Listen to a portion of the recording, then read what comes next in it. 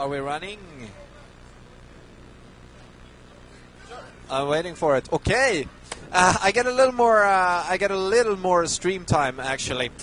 On the stream requested a interview with the winner. So right next to me I have RMP. Very welcome to the studio. Thanks. It's several meters from where you played. So yes, I can see. Big step up. Yeah. So you beat the. I'm not going to say beat the crap out of Björnström, but you. You have a lot of fans in the studio. Are your friends? Yeah, some of them are at least. Some of them, yeah. Some of them are random maybe people. I made some new friends. I think you made some fans yeah. at least. Yeah. I want to talk real quickly. We had a request on the stream for having a short interview with you, and I think that's a good idea. You have an interesting army composition. What's up with the mothership? The mothership? You mean the Sellout Archon Rush? Yeah, the Sellout Archon Rush and all the. You have some quite. Is that an accepted plan with the mothership? I'm thinking it's a quite early mothership. Yeah, it is quite early mothership. It's actually something that I read on Team Liquid. Oh, well, so it's not really my.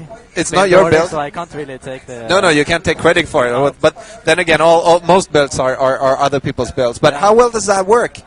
On the ladder in general. Yeah, people get really surprised. They get surprised, yeah. You know, when you see this mass Hydra tactic, I basically lose, but... Yeah, exactly. I'm really afraid of going Hydras, so... I think, yeah, it's true. Of course, if you have Colossus out, then the Hydras are going to just melt away quite quickly. But the point is, now you're in a best-of-5 series, and with the mothership and your interesting tactics, to say the least, you really surprised Björnström the first 2 games. You really caught him quite off guard. But the point is, he really figured you out for the second 2. What were you thinking when you were Baneling busted? Well, I really wasn't expecting a Baneling bust, because I usually don't scout at all when I'm going for Immortal Sentry bust. No. So, yeah, he totally read my build. Yeah, he did it very well. For the two consecutive games that he won, he really read you off. And the Hydras, what were you thinking when you saw them? Yeah, oh crap.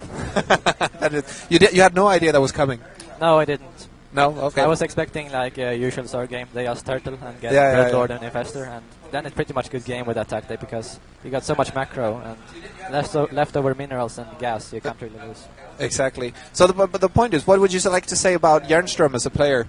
I think he read you quite well the first 2 games, and he had you really figured out after that. You think is he good?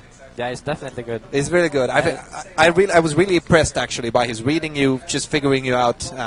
What were you going into the 5th game? You two looked really even in that matchup. It was insanely even, and you figured that there was a Baneling bust coming. Did you scout that? Did you just? I saw the links with speed, and I recognized it from the earlier build, and I figured he must be doing the Baneling bust again because there's no other reason to get the early speed. No, exactly. You had some very nice force fields there, just making him waste the Banelings, figuring out that he couldn't Baneling bust anymore. What were you thinking after that? Were you thinking that you were ahead? Were you, just planning for? No, I just figured a friend of mine told me before the game I should go Colossus because he wouldn't be expecting that since I hadn't gone it earlier. Oh, so that's where it came from, because I wasn't expecting the Colossus either from you. And when I saw the mass links and mass Banelings, I figured the Colossus would be the best option, so that's what I went for. Yeah, it was a really good option actually, and that really saved you in the later part of that game. Yeah. What were you thinking? When did you notice his Baneling drops into your mineral lines? Yeah, I noticed them way too late at least. I noticed when they were above my both mineral fields, so it was pretty much a good game on the probes and go all in. Yeah, and go all in. But you did so much harassment with your Dark Templars at the same time. Yeah. What was running through your mind when you did the full-off trading of all the workers? Yeah, well, I figured that he wouldn't have much tech. And not too much army, since he went Baneling Ling and the unlanded lair when I went for it. Yeah. So I figured maybe he was going for Mutas, but turned out he hadn't gone that far at least. Yeah. So I just basically went all in, and I figured I could beat him since he had only Lings and Banelings. You did very well, and actually there was... it was a very interesting battle. The last one was a little bit less micro from you. Would have gotten all your stalkers killed by those dropped Banelings. Was it intense? Yeah, it was quite scary because I was losing my Colossus. They were dropping and I was losing HP, and I lost all my sentries. Yeah, but I had no force fields left. But you managed to keep them both. Yeah, which really saved you. There was nothing to do after that, of course. Yeah. But awesomely played. It's been so much fun to have you here, and it was nice that you wanted to come here. You were the one who were closest enough to beating Oh wait, I'm getting production people talking to me here. You were the one who was closest enough to beating Prop Dash last time, and you were just a few, I think 20 seconds away from finishing your splash upgrades, the Storm, and I think the Colossus range as well at the same time. So it was quite close, and it was so nice to have you here. And actually, we have 2 challengers for you. And they're going to play against it. One of them you know, who's quite a low league player. So the point is, we're going to give him a handicap. You're only allowed to play on a laptop trackpad. You're only allowed to play the trackpad. You're not allowed to use the keys, just the trackpad. How well do you think that's going to go? Well, I've never actually played on a laptop before. I don't have one myself, so... So it's going to be interesting to see what happens. Yeah. And the second one is one of our 2 lower division players. So he's in Platinum somewhere, and for him we decided that you're not going to get to research Warp Tech. How much is that going to screw you over? What do you think? Well, it's going to be completely new, so it's nothing that I've done before. Yeah. But yeah, Terran can do it. Why can't I? Yeah, exactly. How hard can it be? So we're going to see that, and you're walking away. We're going to see you at the. You're actually. Thinking you have a... Oh, never mind. The beta key is fixed, and we're going to meet you at the brunch. Then, of course, the Ollie's Barcraft brunch, and I'm thinking we're going to meet both of our players. I think we got brunch for both of our 2 Masters players because you played so well. So we're going to see you not this Sunday, but next Saturday at the Barcraft, Ollie's Barcraft. And if you want to get your own beta keys, you should go to facebook.com/Ollie's Barcraft. You can win those yourselves. And as well for the challengers, if they manage to beat you, they will get their own beta keys as well. So we're going to throw ourselves into the games, and I'm going to be out of the camera here in just a few minutes. Can I just say one thing? Yes. Yes, I want to thank my friend Simon Ture, Alex Sanderson or something, for helping with my build orders. That's the shout-out. And those are the people who told you to go Colossus, right? No, that's some other people. That's some other people. I can shout out to them, too, because they're so nice for coming here. Yes, it's so nice to have all of you, all the people here. It's so much fun to get to meet up here and have these epic games. Man, these were so good games. So much fun. I want to end off with thanking Komplett again one more time for giving us all the stuff here, and we can't promote them enough.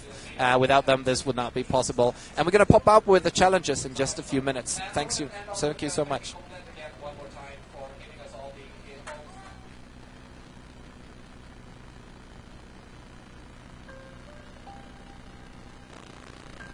He thought there was nothing more to life than study, until one day when he got a message.